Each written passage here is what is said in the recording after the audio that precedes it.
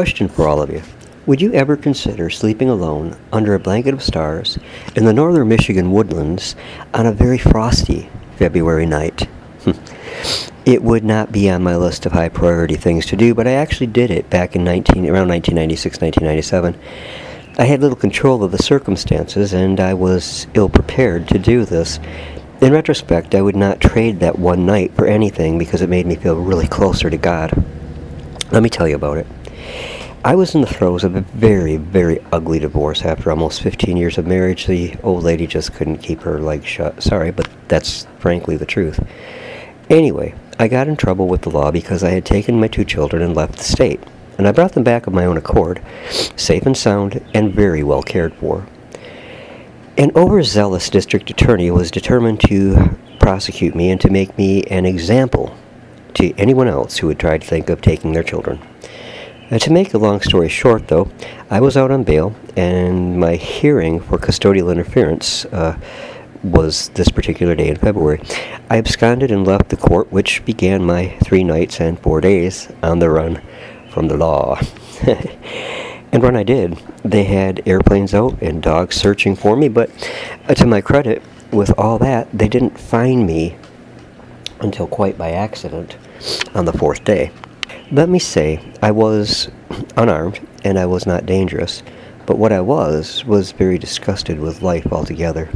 So I found myself hiding in the woods out in Wilbur Township. I was not dressed for the cold. At court I wore dress pants, a nice shirt, and a lightweight jacket, oh yeah, and imitation leather shoes. Spring clothing. That night I had only 2 things going for me other than God's protective hand.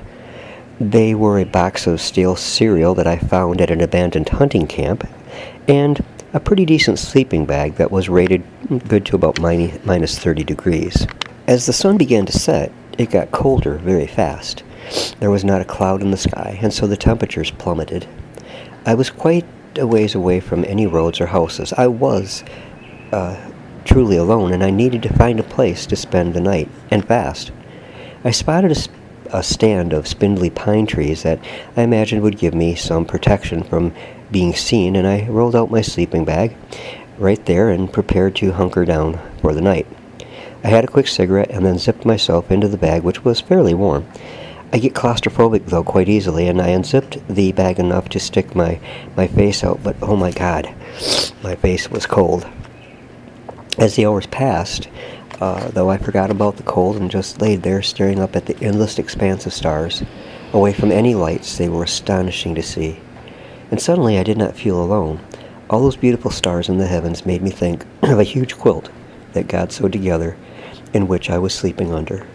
I was alone, to be sure, but at the same time not alone. My Father was right there with me, and I was well aware of that. As I laid there, I was startled by the silence. There was not a sound anywhere to be heard. It was easy to imagine that I was the only man alive on the entire planet. And my eyes grew heavy, and I remember seeing a shooting star streak across the heavens, and I felt so small, and my problems seemed so insignificant.